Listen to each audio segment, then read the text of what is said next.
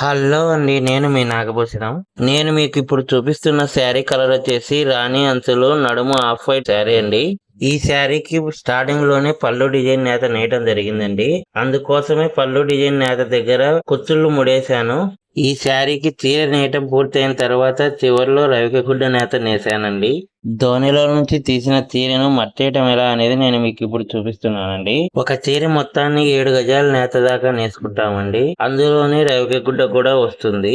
ధోనిలో నుంచి తీసిన చీరను ఇలా మట్టేసేటప్పుడు చీరలో ఉన్న ప్రతి పొరను మోటులు కరెక్ట్ గా పట్టుకోవాలండి. లేకపోతే చీర సొట్టపోయే అవకాశం ఎక్కువగా ఉంటుంది. పర్ఫెక్ట్ గా చీర మర్తేస్తేనే చీర లుక్ బాగా వస్తుందండి. పోగు కలుపుతూ ఒక చీరను తయారు చేయటమే మా చేనేత కార్మికులకు తెలిసిన వృత్తి. అలాంటి మా నేత కార్మికులకు కాస్త సపోర్ట్ చేయండి అబ్బా. మా వీడియో నచ్చితే లైక్ చేయండి, షేర్ చేయండి, కామెంట్ చేయండి. మా ఛానల్ ని సబ్స్క్రైబ్ చేసుకోవడం మాత్రం మర్చిపోకండి. నమస్తే అండి.